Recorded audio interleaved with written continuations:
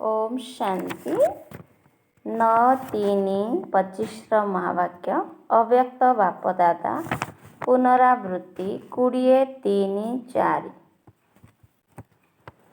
आज heading line अच्छी एही वर्ष को विशेष भाव जीवन मुक्त वर्ष रूप पालन कर। एकता एवं एकाग्रता द्वारा बाबांकर प्रत्यक्षता कर। एही वर्ष को विशेष भाव जीवन मुक्त वर्ष रूप पालन कर। एकता एवं एकाग्रता द्वारा बाबांकर प्रत्यक्षता कर। आज स्नेहर सागर चारिआडर स्नेही पिलामानंकु देखुचंती।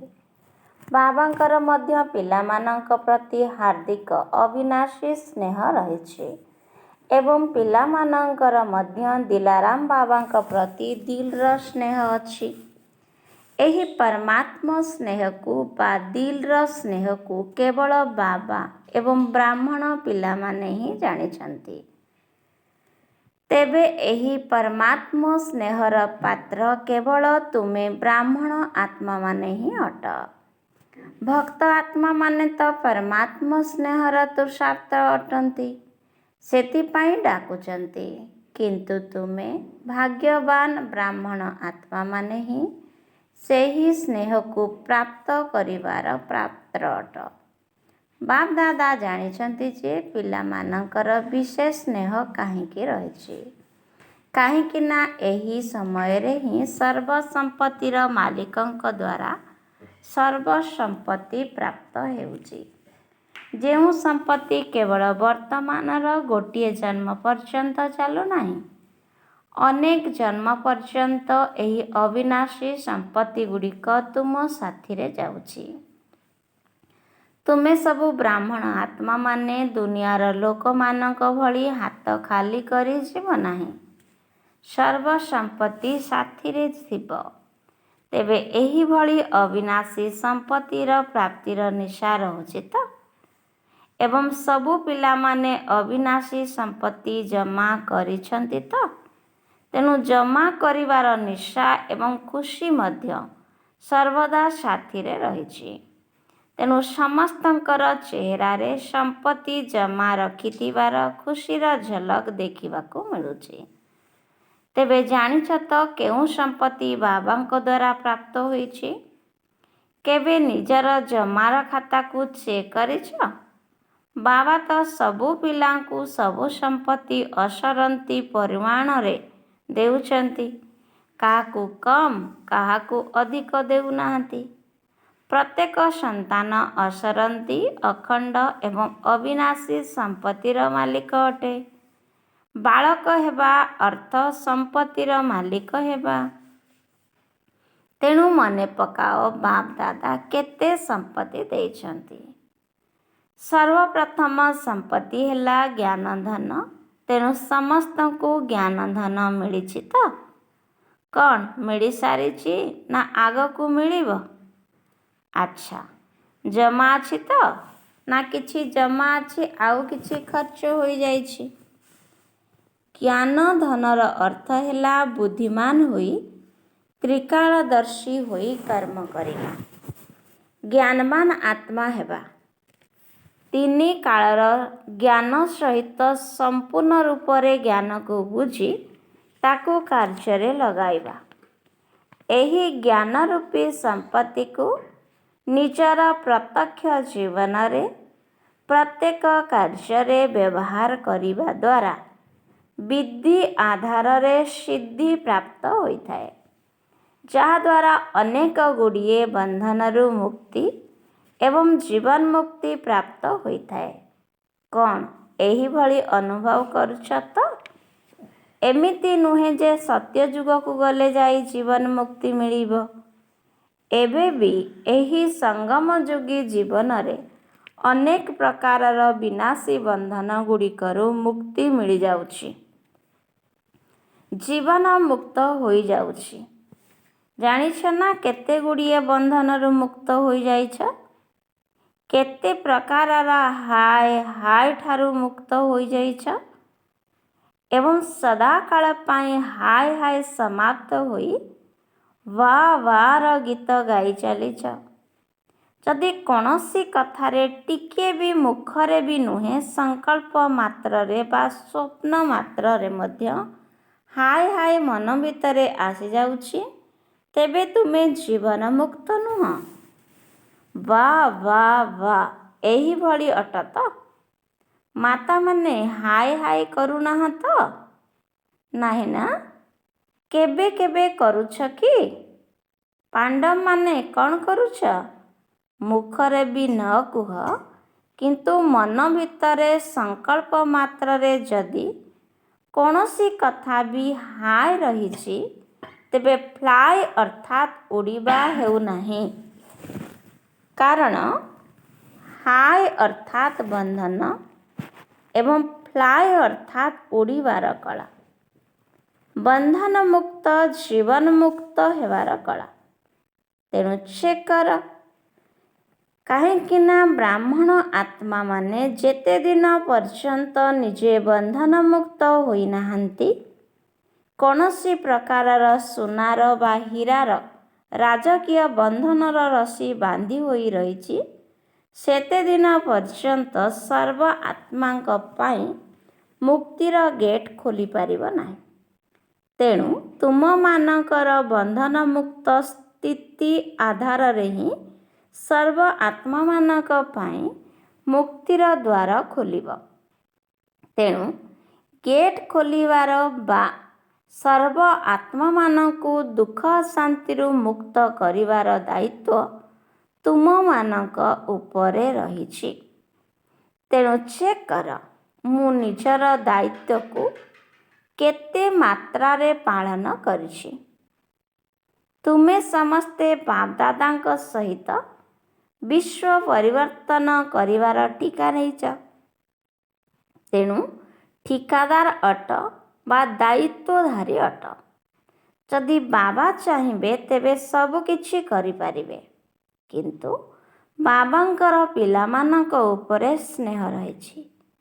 ତେଣୁ ଏକୁଟିଆ କିଛି କରିବାକୁ ଚାହୁଁନାହାନ୍ତି। ଅବତରିତ ହେବା ମାତ୍ରକେ ତୁମମାନଙ୍କୁ ନିଜ ସାଥିରେ ଅବତରିତ କରିଛନ୍ତି। ଶିବରାତ୍ରି ପାଳନ କରିଥିଲ ନା? ତେବେ କାହାର ପାଳନ କରିଛ? କ'ଣ କେବଳ ବାପଦାଦାଙ୍କର? ତୁମ ସମସ୍ତଙ୍କର ଜନ୍ମଦିବସ ପାଳନ କରୁଛ ନା? ଆଦିରୁ ଅନ୍ତ ପର୍ଯ୍ୟନ୍ତ ବାବାଙ୍କର ସାଥୀ ଅଟ। କ'ଣ ଏହି ନିଶା ଅଛି ତ? ଆମେ ଆଦିଠାରୁ ଅନ୍ତ ପର୍ଯ୍ୟନ୍ତ ସାଥୀ ଅଟୁ। ଭଗବାନଙ୍କର ସାଥୀ ଅଟୁ। ତେବେ ବାପଦାଦା ଏବେ ଏହି ବର୍ଷର ମିଳନ ଋତୁର ଶେଷ ପାର୍ଟରେ ସବୁ ପିଲାଙ୍କ ଠାରୁ ଏହି କଥା ଚାହୁଁଛନ୍ତି। କହିବୁ କ'ଣ ଚାହୁଁଛୁ? ବାବା କହୁଛନ୍ତି, କହିବୁ କ'ଣ ଚାହୁଁଛୁ? କରିବାକୁ ପଡ଼ିବ। କେବଳ ଶୁଣିବାର ନାହିଁ, କରିବାକୁ ହିଁ ପଡ଼ିବ। ଠିକ୍ ଅଛି ତ? ଟିଚରମାନେ ହାତ ଉଠାଅ। ଟିଚରମାନେ ମଧ୍ୟ ବିଞ୍ଚଣା ହଲାଉଛନ୍ତି। ଗରମ ଲାଗୁଛି ନା? ଆଚ୍ଛା, ସବୁ ଟିଚରମାନେ ନିଜେ କରିବ ଏବଂ ସମସ୍ତଙ୍କୁ କରାଇବ ତ? କ'ଣ କହୁଛ? କରିବ? ଆଚ୍ଛା। ପବନ ମଧ୍ୟ ମିଳୁଛି, ହାତ ମଧ୍ୟ ହଲାଉଛନ୍ତି। ଏହି ଦୃଶ୍ୟ ବହୁତ ଭଲ ଲାଗୁଛି। ବହୁତ ଭଲ।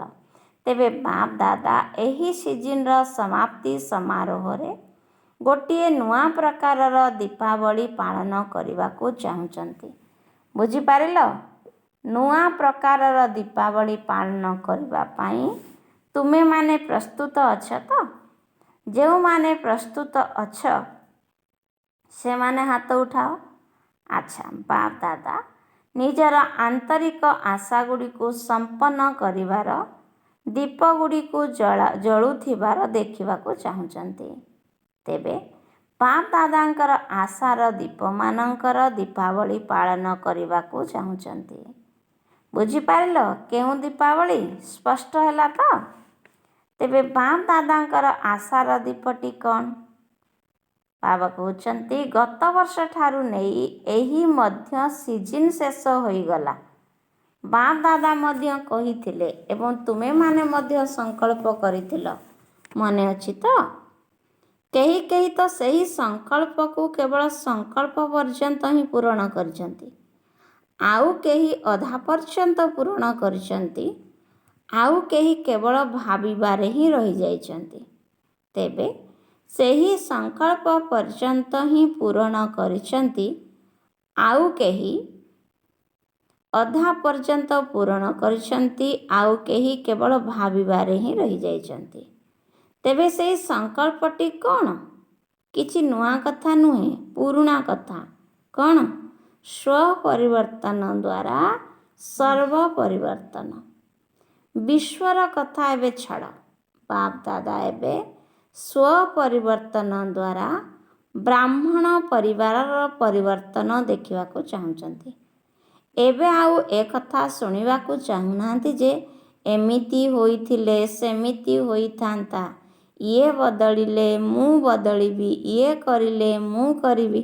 ଏଥିରେ ପ୍ରତ୍ୟେକ ସନ୍ତାନଙ୍କୁ ବ୍ରହ୍ମା ବାବା ବିଶେଷ ଭାବରେ କହୁଛନ୍ତି ଯେ ମୋ ଭଳି ହେ ଅର୍ଜୁନ, ଅର୍ଥାତ୍ ପ୍ରଥମ ନମ୍ବର ହୁଅ। ଏଥିରେ ପ୍ରଥମେ ମୁଁ, ପ୍ରଥମେ ସେ ନୁହେଁ, ପ୍ରଥମେ ମୁଁ। ଏହି ମୁଁ କଲ୍ୟାଣକାରୀ ଅଟେ, ବାକି ସବୁ ବିନାଶୀ ମୁଁ ତଳକୁ ଖସାଇଥାଏ। ଏଥିରେ ଯେଉଁ ଗାୟନ ଅଛି, ଯିଏ ପ୍ରଥମ କରିବ ସେ ହେ ଅର୍ଜୁନ ଅଟେ। ଅର୍ଜୁନ ଅର୍ଥାତ୍ ପ୍ରଥମ ନମ୍ବର। ନମ୍ବର 12 ଅର୍ଥାତ୍ କ୍ରମାନ୍ୱୟ ନୁହେଁ, ନମ୍ବର 1। ତେବେ ତୁମେମାନେ 2 ନମ୍ବର ହେବା ପାଇଁ ଚାହୁଁଛ ନା 1 ନମ୍ବର ହେବାକୁ ଚାହୁଁଛ? ଅନେକ କାର୍ଯ୍ୟରେ ବାପ ଦାଦା ହସିବା ଭଳି କଥା ଦେଖୁଛନ୍ତି। ଗୋଟିଏ ପରିବାରର କଥା ଶୁଣାଉଛୁ ନା? ଏଠାରେ ପରିବାରର ସଦସ୍ୟମାନେ ବସିଛ ନା? ଯଦି ସେଭଳି କୌଣସି କାମ ପଡ଼ିଯାଉଛି, ତେବେ ବାପ ଦାଦାଙ୍କ ପାଖକୁ ସମାଚାର ଆସୁଛି ଏବଂ ଅନେକ କାର୍ଯ୍ୟରେ ଏହିଭଳି ହେଉଛି। କେତେକ କାର୍ଯ୍ୟକ୍ରମ ମଧ୍ୟ ଏଭଳି ହେଉଛି ଯାହାକି କୌଣସି ବିଶେଷ ଆତ୍ମାମାନଙ୍କ ପାଇଁ ହୋଇଥାଏ। ସେଥିରେ ବାପ ଦାଦାଙ୍କ ପାଖକୁ, ଦାଦୀମାନଙ୍କ ପାଖକୁ ସମାଚାର ଆସୁଛି। କାହିଁକି ନା ସାକାରରେ ତ ଦାଦୀମାନେ ଅଛନ୍ତି। ବାପ ଦାଦାଙ୍କ ପାଖରେ ତ ସଂକଳ୍ପ ପହଞ୍ଚି ଯାଉଛି। ତେବେ ସଂକଳ୍ପ କ'ଣ ପହଞ୍ଚୁଛି? ମୋର ନାମ ମଧ୍ୟ ଏଥିରେ ରହିବା ଦରକାର। ମୁଁ କ'ଣ କମ୍ କି? ମୋର ନାମ କାହିଁକି ନାହିଁ? ତେବେ ବାବା କହୁଛନ୍ତି, ହେ ଅର୍ଜୁନରେ ତୁମ ନାମ କାହିଁକି ନାହିଁ? ରହିବାର କଥା ନା? ନା ରହିବା ଉଚିତ ନୁହେଁ? କ'ଣ ରହିବା ଦରକାର? ସମ୍ମୁଖରେ ମହାରଥୀମାନେ ବସିଛନ୍ତି, ରହିବା ଦରକାର ନା? କ'ଣ କହୁଛ? ରହିବା ଦରକାର। ତେଣୁ ବ୍ରହ୍ମା ବାବା ଯାହା କରି ଦେଖାଇଛନ୍ତି, କାହାକୁ ବି ଦେଖିନାହାନ୍ତି।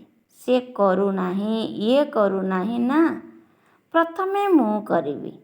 ଏଇ ମୁଁ ଭିତରେ ପୂର୍ବରୁ ଶୁଣାଇଥିବା ଅନେକ ପ୍ରକାରର ରାଜକୀୟ ରୂପର ମୁଁ ଗୁଡ଼ିକ ସମାପ୍ତ ହୋଇଯିବ। ତେବେ ଏହି ସିଜିନ୍ର ଶେଷରେ ବାପ ଦାଦାଙ୍କର ଆଶା ଏହା ହିଁ ଅଟେ, ଯାହାକି ପ୍ରତ୍ୟେକ ସନ୍ତାନ ଯିଏକି ବ୍ରହ୍ମାକୁମାରୀ ବା ବ୍ରହ୍ମାକୁମାର ବୋଲାଉଛନ୍ତି, ନିଜକୁ ମାନୁଛନ୍ତି ବା ଜାଣିଛନ୍ତି, ସେହି ବ୍ରାହ୍ମଣ ଆତ୍ମାମାନେ ସଂକଳ୍ପରେ ମଧ୍ୟ ଯେଉଁ ସବୁ ବିନାଶୀ ବନ୍ଧନ ଭିତରେ ଅଛନ୍ତି, ସେଥିରୁ ମୁକ୍ତ ହୁଅନ୍ତୁ। ବ୍ରହ୍ମା ବାବାଙ୍କ ସମାନ ବନ୍ଧନ ମୁକ୍ତ, ଜୀବନ ମୁକ୍ତ ହୁଅନ୍ତୁ। ବ୍ରାହ୍ମଣ ଜୀବନ ମୁକ୍ତ ସାଧାରଣ ଜୀବନ ମୁକ୍ତ ନୁହେଁ, ଶ୍ରେଷ୍ଠ ବ୍ରାହ୍ମଣ। ବାବା କହିଲେ ଶ୍ରେଷ୍ଠ ବ୍ରାହ୍ମଣ ଜୀବନ ମୁକ୍ତ ଜୀବନର ଏହି ବିଶେଷ ବର୍ଷ ପାଳନ କର।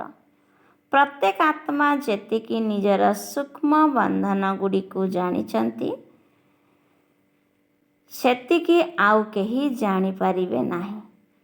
ବାପ ଦାଦା ମଧ୍ୟ ଜାଣିଛନ୍ତି, କାହିଁକି ନା ବାପ ଦାଦାଙ୍କ ପାଖରେ ମଧ୍ୟ ଟିଭି ଅଛି। ମନର ଟିଭି, ଶରୀରର ନୁହେଁ। ମନର ଟିଭି ଅଛି। ତେବେ କ'ଣ ଆସନ୍ତା ସିଜିନ୍ରେ? କାରଣ ସିଜିନ୍ ତ ହେବ ନା? ନା ବନ୍ଦ କରିଦେବା? ବର୍ଷକ ପାଇଁ ବନ୍ଦ କରିଦେବା? ନାହିଁ, ଗୋଟିଏ ବର୍ଷ ତ ଛୁଟି ମିଳିବା ଦରକାର ନା? ନା ନାହିଁ? କ'ଣ କହୁଛ? ପାଣ୍ଡବମାନେ ବର୍ଷକ ପାଇଁ ଛୁଟି କରିଦେବା? ଦାଦିଜୀ କହୁଛନ୍ତି ମାସକ ଭିତରେ 15 ଦିନ ଛୁଟି। ଆଚ୍ଛା, ବହୁତ ଭଲ କଥା। ସମସ୍ତେ କହୁଛନ୍ତି, ଯେଉଁମାନେ କହୁଛନ୍ତି ଛୁଟି ହେବା ଉଚିତ ନୁହେଁ ସେମାନେ ହାତ ଉଠାଅ। କରିବାର ନାହିଁ ତ? ଆଚ୍ଛା, ଉପର ଗ୍ୟାଲେରୀ ବାଲା ହାତ ହଲାଉନାହାନ୍ତି। ସାରା ସଭା ହାତ ହଲାଇ ସମ୍ମତି ଜଣାଇଲେ। ବହୁତ ଭଲ କଥା।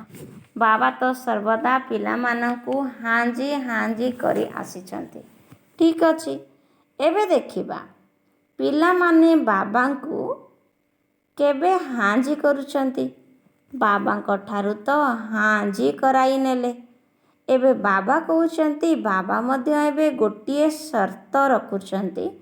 କ'ଣ ସର୍ତ୍ତ ମଞ୍ଜୁର ହେବ ତ? ସମସ୍ତେ ହାଞ୍ଜି ତ କର, ପକ୍କା? ଟିକେ ବି ଏପଟ ସେପଟ କରିବ ନାହିଁ ତ? ଏବେ ସମସ୍ତଙ୍କର ଚେହେରା ଟିଭିରେ ଦେଖାଅ। ଭଲ କଥା। ବାବାଙ୍କୁ ମଧ୍ୟ ଖୁସି ଲାଗୁଛି ଯେ ସବୁ ପିଲା ହାଞ୍ଜି ହାଞ୍ଜି କରିବା ବାଲା ଅଟନ୍ତି। ତେବେ ବାପ ଦାଦା ଏହି କଥା ଚାହୁଁଛନ୍ତି ଯେ କେହି କାରଣ ଶୁଣାଇବେ ନାହିଁ ଯେ ଏହି କାରଣରୁ ବା ସେହି କାରଣରୁ ମୋର ଏହି ବନ୍ଧନ ରହିଛି। ଏବେ କେହି ବି କୌଣସି ସମସ୍ୟା ସ୍ୱରୂପ ନୁହେଁ, ସମାଧାନ ସ୍ୱରୂପ ହେବାକୁ ପଡ଼ିବ ଏବଂ ଅନ୍ୟ ସାଥୀମାନଙ୍କୁ ମଧ୍ୟ କରିବାକୁ ପଡ଼ିବ। କାହିଁକି ନା ସମୟର ଅବସ୍ଥାକୁ ତ ଦେଖୁଛ ନା? ଭ୍ରଷ୍ଟାଚାରର ମାତ୍ରା କେଉଁଭଳି ବଢ଼ି ଚାଲିଛି। ଭ୍ରଷ୍ଟାଚାର, ଅତ୍ୟାଚାର ଅତି ଆଡ଼କୁ ଯାଉଛି। ତେଣୁ ଶ୍ରେଷ୍ଠାଚାରର ପତାକା ପ୍ରଥମେ ପ୍ରତ୍ୟେକ ବ୍ରାହ୍ମଣ ଆତ୍ମାର ମନ ଭିତରେ ଉଡ଼ିବା ଦରକାର। ତେବେ ଯାଇ ବିଶ୍ୱରେ ଉଡ଼ିବ। କେତେ ଶିବରାତ୍ରି ପାଳନ କରିସାରିଲଣି? ସବୁ ଶିବରାତ୍ରିରେ ତ ଏହି ସଂକଳ୍ପ କରୁଛ ନା, ସାରା ବିଶ୍ୱରେ ବାବାଙ୍କର ପତାକାକୁ ଉଡ଼ାଇବୁ। ତେବେ ବିଶ୍ୱରେ ପ୍ରତ୍ୟକ୍ଷତାର ପତାକା ଉଡ଼ିବା ପୂର୍ବରୁ ପ୍ରତ୍ୟେକ ବ୍ରାହ୍ମଣଙ୍କୁ ସର୍ବଦା ନିଜର ମନ ଭିତରେ ହୃଦୟ ସିଂହାସନ ଉପରେ ବାବାଙ୍କର ପତାକା ଉଡ଼ାଇବାକୁ ହେବ। ତେବେ ଏହି ପତାକା ଉଡ଼ାଇବା ପାଇଁ କେବଳ 2ଟି ଶବ୍ଦକୁ ପ୍ରତ୍ୟେକ କର୍ମରେ କାର୍ଯ୍ୟକାରୀ କରିବାକୁ ପଡ଼ିବ। କର୍ମରେ କରିବାକୁ ପଡ଼ିବ, ସଂକଳ୍ପରେ ନୁହେଁ କି ବୁଦ୍ଧିରେ ନୁହେଁ। ଅନ୍ତର ଭିତରେ ପ୍ରତ୍ୟେକ କର୍ମରେ, ସମ୍ବନ୍ଧରେ, ସମ୍ପର୍କରେ କାର୍ଯ୍ୟକାରୀ କରିବାକୁ ହେବ। କୌଣସି ମୁସ୍କିଲ ଶବ୍ଦ ନୁହେଁ, ଅତି ସାଧାରଣ ଶବ୍ଦ। ଗୋଟିଏ ହେଲା ସମସ୍ତଙ୍କ ସହିତ ସମ୍ବନ୍ଧ ସମ୍ପର୍କରେ ପରସ୍ପର ଭିତରେ ଏକତା। ଅନେକ ପ୍ରକାରର ସଂସ୍କାର ଥିଲେ ମଧ୍ୟ ଅନେକତା ଭିତରେ ଏକତା। ଦ୍ୱିତୀୟରେ, ଯାହା ବି ଶ୍ରେଷ୍ଠ ସଂକଳ୍ପ କରୁଛ, ବାପ ଦାଦାଙ୍କୁ ବହୁତ ଭଲ ଲାଗୁଛି। ଯେତେବେଳେ ବି ତୁମେମାନେ ସଂକଳ୍ପ କରୁଛ, ବାପ ଦାଦା ସେହି ସଂକଳ୍ପ ଗୁଡ଼ିକୁ ଦେଖି ବା ଶୁଣି ବହୁତ ଖୁସି ହେଉଛନ୍ତି। ବାଃ ପିଲାମାନେ, ବାଃ ବାଃ, ଶ୍ରେଷ୍ଠ ସଂକଳ୍ପ, ବାଃ କହୁଛନ୍ତି କିନ୍ତୁ ପୁଣି କିନ୍ତୁ ଆସିଯାଉଛି। ଆସିବା ଉଚିତ ନୁହେଁ, କିନ୍ତୁ ଆସିଯାଉଛି। ଅଧିକାଂଶ ପିଲାଙ୍କର ସଂକଳ୍ପ ଅର୍ଥାତ୍ 90% ପିଲା ବହୁତ ଭଲ ଭଲ ସଂକଳ୍ପ କରିଥାନ୍ତି। ବାପ ଦାଦା ଭାବନ୍ତି ଆଜି ଏହି ପିଲାର ସଂକଳ୍ପ ବହୁତ ଭଲ, ଏଥର ଉନ୍ନତି ନିଶ୍ଚିତ ହେବ। କିନ୍ତୁ କଥାରେ କହିବା ବେଳକୁ ସେଥିରୁ ଅଧା କମି ଯାଇଥାଏ। କର୍ମ କରିବା ବେଳେ ତା'ଠାରୁ କମ୍ 4ଅଣା ଅଂଶରେ ରହିଯାଏ, ଅର୍ଥାତ୍ ମିଶାମିଶି ହୋଇଯାଏ। ତେବେ ଏହାର କାରଣ କ'ଣ? ସଂକଳ୍ପରେ ଏକାଗ୍ରତା ଏବଂ ଦୃଢ଼ତା ନାହିଁ। ଯଦି ସଂକଳ୍ପରେ ଏକାଗ୍ରତା ଥାନ୍ତା, ତେବେ ଏକାଗ୍ରତା ହିଁ ଦୃଢ଼ତାର ଆଧାର ଏବଂ ଦୃଢ଼ତା ସଫଳତା ଆଧାର। ସେଥିରେ ଫରକ ଆସିଯାଉଛି। ଏହାର କାରଣ କ'ଣ? ତେବେ ଫଳାଫଳ ରୂପରେ ବାପ ଦାଦା କେବଳ ଗୋଟିଏ କଥା ଦେଖିଲେ, ପିଲାମାନେ ଅନ୍ୟମାନଙ୍କୁ ଅଧିକ ଦେଖୁଛନ୍ତି। ତୁମେମାନେ ଅନ୍ୟମାନଙ୍କୁ ଶୁଣାଉଛ ନା? ବାପ ଦାଦା ଗୋଟିଏ ଆଙ୍ଗୁଳି ଆଗକୁ କରି ଦେଖାଇଲେ, ଏହିଭଳି କରୁଛ ନା? ତେବେ ଗୋଟିଏ ଆଙ୍ଗୁଳି ଅନ୍ୟ ଆଡ଼କୁ ରହିଲେ 4ଟି ଆଙ୍ଗୁଳି ନିଜ ଆଡ଼କୁ ରହୁଛି। କିନ୍ତୁ 4ଟିକୁ ଦେଖୁନାହଁ, ଗୋଟିଏ ବହୁତ ଦେଖୁଛ। ସେଥିପାଇଁ ଏହି ଏକାଗ୍ରତା, ଦୃଢ଼ତା ଏବଂ ଏକତା ଦୋହଲି ଯାଉଛି। ସିଏ କରିଲେ ମୁଁ କରିବି ଏଥିରେ ଅର୍ଜୁନ ହୋଇଯାଉଛ, ସେଥିରେ ଦ୍ୱିତୀୟ ନମ୍ବର ହୋଇଯାଉଛ। ନଚେତ୍ ତୁମର ସ୍ଲୋଗାନକୁ ବଦଳାଇ ଦିଅ। ସ୍ୱପରିବର୍ତ୍ତନ ଦ୍ୱାରା ବିଶ୍ୱ ପରିବର୍ତ୍ତନ ପରିବର୍ତ୍ତେ ବିଶ୍ୱ ପରିବର୍ତ୍ତନ ଦ୍ୱାରା ସ୍ୱପରିବର୍ତ୍ତନ କର। ଅନ୍ୟର ପରିବର୍ତ୍ତନ ଦ୍ୱାରା ସର୍ବ ପରିବର୍ତ୍ତନ କର। କ'ଣ ବଦଳାଇ ଦେବା ତ ନାହିଁ ନା? ତାହେଲେ ପୁଣି ବାପଦାଦା ମଧ୍ୟ ଗୋଟିଏ ସର୍ତ୍ତ ରଖିବେ, ମଞ୍ଜୁର ଅଟେ ତ? କହିବୁ ତ? ବାପଦାଦା 6 ମାସ ପରେ ଫଳାଫଳ ଦେଖିବେ, ତାପରେ ଆସିବେ, ନଚେତ୍ ଆସିବେ ନାହିଁ। ଯଦି ବାବା ହାଁଜି କରିଲେ ତେବେ ପିଲାମାନଙ୍କୁ ମଧ୍ୟ ହାଁଜି କରିବା ଦରକାର ନା? ଯାହା ବି ହୋଇଯାଉ, ବାପଦାଦା ତ କହୁଛନ୍ତି ସ୍ୱପରିବର୍ତ୍ତନ କରିବା ପାଇଁ ଏହି ବିନାଶୀ ମୁଁ ପଣିଆରୁ ମରିବାକୁ ପଡ଼ିବ। ମୁଁ ପଣିଆ ଠାରୁ ମରିବ, ଶରୀରରୁ ନୁହେଁ। ମୁଁ ଠିକ୍ ଅଛି, ମୁଁ ଏଇଆ, ମୁଁ କ'ଣ କମ୍ କି? ମୁଁ ମଧ୍ୟ ସବୁକିଛି ଅଟେ, ଏହିଭଳି ମୁଁ ପଣିଆ ଠାରୁ ମରିବାକୁ ହେବ।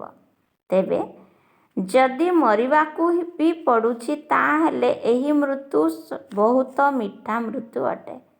ଏହା ମରିବା ନୁହେଁ, ବରଂ 21 ଜନ୍ମ ପର୍ଯ୍ୟନ୍ତ ରାଜ୍ୟ ଭାଗ୍ୟ ପ୍ରାପ୍ତ କରି ବଞ୍ଚିବା। ତେବେ ମଞ୍ଜୁର ଅଟେ ତ? କ'ଣ ଟିଚରମାନେ ମଞ୍ଜୁର ଅଟେ ତ?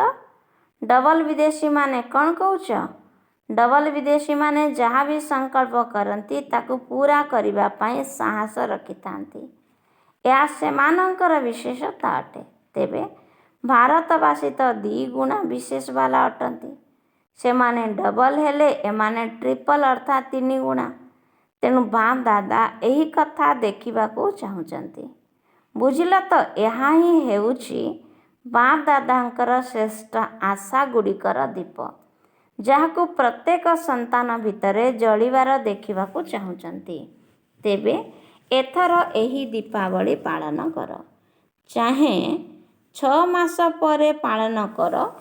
ତାପରେ ବାପଦାଦା ଯେତେବେଳେ ଏହି ଦୀପାବଳିର ସମାରୋହ ଦେଖିବେ, ତାପରେ ଯାଇ ଆସିବାର ପ୍ରୋଗ୍ରାମ ଦେବେ କି? ମାଳା ତ ତୁମମାନଙ୍କର ଅଟେ ନା?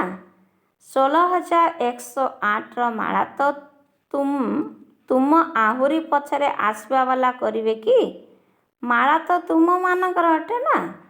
ତେଣୁ କରିବାକୁ ନିଶ୍ଚିନ୍ତ ପଡ଼ିବ। ଯଦି ତୁମେମାନେ ନ କରିବ, ତେବେ 16,108ର ମାଳାରେ ତ ତୁମେ ପୁରୁଣାମାନେ ହିଁ ଆସିବ ନା? ନୂଆମାନେ ତ ତୁମ ପଛେ ପଛେ ଆସିବେ। ହଁ, କେହି ଲାଷ୍ଟରେ ଆସି ମଧ୍ୟ ଫାଷ୍ଟ ଅର୍ଥାତ୍ ତୀବ୍ର ପୁରୁଷାର୍ଥ ମଧ୍ୟ କରିବେ। କେହି ତ ଉଦାହରଣ ହେବେ, ଯିଏକି ଲାଷ୍ଟରେ ଆସି ଫାଷ୍ଟ ଯିବେ ଏବଂ ଫାଷ୍ଟ ନମ୍ବରରେ ଆସିବେ। କିନ୍ତୁ ବହୁତ କମ୍ ସଂଖ୍ୟକ। ବାକି ତ ତୁମେମାନେ ହିଁ ଅଟ। ତୁମେମାନେ ହିଁ ପ୍ରତି କଳ୍ପରେ ହୋଇଛ। ତୁମେମାନେ ହିଁ ହେବ। ଚାହେ ଯେଉଁଠି ବି ବସିଥାଅ, ବିଦେଶରେ ବି ବସିଥାଅ, କିନ୍ତୁ ତୁମେ ଯେଉଁମାନେ ପକ୍କା ନିଶ୍ଚୟ ବୁଦ୍ଧି, ବହୁତ କାଳବାଳା ଭଲ ପୁରୁଷାର୍ଥୀ, ସମ୍ପୂର୍ଣ୍ଣ ପୁରୁଷାର୍ଥୀ ନୁହେଁ, କିନ୍ତୁ ଭଲ ପୁରୁଷାର୍ଥୀ ରହି ଆସିଛନ୍ତି, ସେମାନଙ୍କୁ ବାପଦାଦା ଛାଡ଼ିକରି ଯିବେ ନାହିଁ, ସାଥିରେ ନେଇକରି ହିଁ ଯିବେ। ସେଥିପାଇଁ ପକ୍କା ନିଶ୍ଚୟ କର, ମୁଁ ହିଁ ଥିଲି, ମୁଁ ହିଁ ଅଟେ, ମୁଁ ହିଁ ସାଥିରେ ରହିବି। ଠିକ୍ ଅଛି ନା? ପକ୍କା ଅଟେ ନା? ବାସ୍। କେବଳ ଶୁଭଚିନ୍ତକ, ଶୁଭଚିନ୍ତନ, ଶୁଭଭାବନା, ପରିବର୍ତ୍ତନର ଭାବନା, ସହଯୋଗ ଦେବାର ଭାବନା ଏବଂ ଦୟାଳୁ ଭାବନାକୁ ଜାଗ୍ରତ କର। ଏବେ ତାକୁ ସୁପ୍ତ ରଖିଛ, ଜାଗ୍ରତ କର। ବହୁତ ଶିକ୍ଷା ଦିଅ ନାହିଁ, କ୍ଷମା କର। ପରସ୍ପରକୁ ଶିକ୍ଷା ଦେବାରେ ସମସ୍ତେ ପ୍ରବୀଣ ଅଟନ୍ତି, କିନ୍ତୁ କ୍ଷମା କରିବା ସହିତ ଶିକ୍ଷା ଦିଅ। ମୁରଲୀ ଶୁଣାଇବା, କୋର୍ସ କରାଇବା ବା ଯାହା ବି କାର୍ଯ୍ୟକ୍ରମ ସବୁ କରୁଛ, ସେଥିରେ ପଛକେ ଶିକ୍ଷା ଦିଅ, କିନ୍ତୁ ପରସ୍ପର ଭିତରେ ଯେତେବେଳେ କାର୍ଯ୍ୟ ବ୍ୟବହାରରେ ଆସୁଛ, ସେତେବେଳେ କ୍ଷମା କରିବା ସହିତ ଶିକ୍ଷା ଦିଅ। କେବଳ ଶିକ୍ଷା ଦିଅ ନାହିଁ, ଦୟାଳୁ ହୋଇ ଯଦି ଶିକ୍ଷା ଦେବ, ତେବେ ତୁମର ଦୟାଳୁ ଭାବନା ଏଭଳି କାମ କରିବ ଯାହାକି ଅନ୍ୟର ଦୁର୍ବଳତା ଗୁଡ଼ିକର ମଧ୍ୟ କ୍ଷମା ହୋଇଯିବ। ବୁଝିପାରିଲ? ଆଚ୍ଛା, ଏବେ ଗୋଟିଏ ସେକେଣ୍ଡରେ ମନର ମାଲିକ ହୋଇ ମନକୁ ଯେତେ ସମୟ ଚାହୁଁଛ ଏକାଗ୍ର କରିପାରିବ। ଏବେ ଏହି ଆତ୍ମିକ ବ୍ୟାୟାମ କର। ସମ୍ପୂର୍ଣ୍ଣ ରୂପେ ମନରେ ଏକାଗ୍ରତା ରହୁ। ସଂକଳ୍ପରେ ମଧ୍ୟ ହଲଚଲ ନ ହେଉ। ଅଚଳ। ଆଚ୍ଛା, ଚାରିଆଡ଼ର ସମସ୍ତ ଅବିନାଶୀ ଅଖଣ୍ଡ ସମ୍ପତ୍ତିର ମାଲିକ ସଦା ସଙ୍ଗମ ଯୋଗୀ ଶ୍ରେଷ୍ଠ ବନ୍ଧନମୁକ୍ତ ଜୀବନମୁକ୍ତ ସ୍ଥିତିରେ ସ୍ଥିତ ରହୁଥିବା ସର୍ବଦା ବାପଦାଦାଙ୍କର ଆଶାଗୁଡ଼ିକୁ ସମ୍ପନ୍ନ କରୁଥିବା ସଦା ଏକତା ଏବଂ ଏକାଗ୍ରତାର ଶକ୍ତିରେ ସମ୍ପନ୍ନ ମାଷ୍ଟର ସର୍ବଶକ୍ତିମାନ ଆତ୍ମାମାନଙ୍କୁ ବାପଦାଦାଙ୍କର ସ୍ନେହ ସମ୍ପନ୍ନ ଶୁଭେଚ୍ଛା ଏବଂ ନମସ୍ତେ। ଚାରିଆଡ଼ର ଦୂରରେ ବସିଥିବା ପିଲାମାନଙ୍କୁ ଯେଉଁମାନେ ଶୁଭେଚ୍ଛା ବାର୍ତ୍ତା ପଠାଇଛନ୍ତି, ପତ୍ର ପଠାଇଛନ୍ତି, ସେମାନଙ୍କୁ ମଧ୍ୟ ବାପଦାଦା ବହୁତ ବହୁତ ଆନ୍ତରିକ ସ୍ନେହ ସହିତ ଶୁଭେଚ୍ଛା ଦେଉଛନ୍ତି। ଏହା ସହିତ ବହୁତ ପିଲା ମଧୁବନରେ ଯେଉଁ ସବୁ ଆନନ୍ଦ ଅନୁଭବ କରିଯାଇଛନ୍ତି ସେଥିପାଇଁ ମଧ୍ୟ ବହୁତ ଭଲ ଭଲ ପତ୍ର ପଠାଇଛନ୍ତି। ସେମାନଙ୍କୁ ମଧ୍ୟ ସ୍ନେହ ସମ୍ପନ୍ନ शुभेच्छा एवं नमस्ते। बच्चों की ओर से बाप दादा को याद प्यार गुड मॉर्निंग, नमस्ते नमस्ते नमस्ते। वरदान, बीती जाइथिबा कथाकू चिंतन न करी फुल स्टॉप अर्थात बिंदु लगाउथिबा तीव्र पुरुषार्थी भव। बीती जाइथिबा कथाकू चिंतन न करी फुल स्टॉप अर्थात बिंदु लगाउथिबा तीव्र पुरुषार्थी भव। एबे पर्यंत जहाँ सबू हो जाइछि सेगुड़िकू फुल स्टॉप लगाई दियो। बीती जाइथिबा कथाकू चिंता न करिबा ଏହା ହିଁ ହେଉଛି ତୀବ୍ର ପୁରୁଷାର୍ଥ। ଯଦି କେହି ବିତି ଯାଇଥିବା କଥାକୁ ଚିନ୍ତନ କରୁଥାଏ ତେବେ ତାର ସମୟ, ଶକ୍ତି, ସଂକଳ୍ପ ସବୁକିଛି ବ୍ୟର୍ଥ ହୋଇଯାଏ। ତେବେ ଏବେ ଆଉ କିଛି ବି ବ୍ୟର୍ଥରେ ନଷ୍ଟ କରିବାର ସମୟ ନାହିଁ। କାହିଁକିନା ସଙ୍ଗମ ଯୁଗର 2 ଘଡ଼ି ଅର୍ଥାତ୍ 2 ସେକେଣ୍ଡ ଯଦି ନଷ୍ଟ କରିଲ ତେବେ ଅନେକ ବର୍ଷ ନଷ୍ଟ କରିଦେଲ। ସେଥିପାଇଁ ସମୟର ମହତ୍ତ୍ୱକୁ ଜାଣି ଏବେ ବିତି ଯାଇଥିବା କଥାକୁ ଫୁଲ୍ ଷ୍ଟପ୍ ଲଗାଅ। ଫୁଲ୍ ଷ୍ଟପ୍ ଲଗାଇବାର ଅର୍ଥ ସର୍ବସମ୍ପତ୍ତିରେ ଫୁଲ୍ ହେବା। ସ୍ଲୋଗାନ, ଯେତେବେଳେ ପ୍ରତ୍ୟେକଙ୍କର ସଂକଳ୍ପ ଶ୍ରେଷ୍ଠ ହେବ ସେତେବେଳେ ନିଜର ଏବଂ ବିଶ୍ୱର କଲ୍ୟାଣ ହେବ। ଯେତେବେଳେ ପ୍ରତ୍ୟେକଙ୍କର ସଂକଳ୍ପ ଶ୍ରେଷ୍ଠ ହେବ ସେତେବେଳେ ନିଜର ଏବଂ ବିଶ୍ୱର କଲ୍ୟାଣ ହେବ। ଅବ୍ୟକ୍ତ ଇଶାରା, ସତ୍ୟତା ଏବଂ ସଭ୍ୟତା ରୂପୀ ସଂସ୍କୃତିକୁ ଆପଣାଅ। ନମ୍ବର 9, ଜ୍ଞାନର ଯେକୌଣସି କଥା ଅଧିକାରୀ ପଣିଆର ସହିତ ସତ୍ୟତା ଏବଂ ସଭ୍ୟତା ପୂର୍ବକ ଶୁଣାଅ। ସଂକୋଚ ଭାବରେ ନୁହେଁ। ବାବାଙ୍କର ପ୍ରତ୍ୟକ୍ଷତା କରିବା ପୂର୍ବରୁ ପ୍ରଥମେ ନିଜକୁ ପ୍ରତ୍ୟକ୍ଷ କର। ନିର୍ଭୟ ହୁଅ। ଭାଷଣରେ ଶବ୍ଦ କମ୍ କୁହ କିନ୍ତୁ ଏଭଳି ଶକ୍ତିଶାଳୀ ଶବ୍ଦ କୁହ ଯେଉଁଥିରେ ବାବାଙ୍କର ପରିଚୟ ଏବଂ ସ୍ନେହ ମିଶି ରହିଥିବ। ଯେଉଁ ସ୍ନେହ ଚୁମ୍ବକ ଭଳି ଆତ୍ମାମାନଙ୍କୁ ପରମାତ୍ମାଙ୍କ ଆଡ଼କୁ ଆକର୍ଷିତ କରିବ। ଆଚ୍ଛା, ଓମ୍ ଶାନ୍ତି।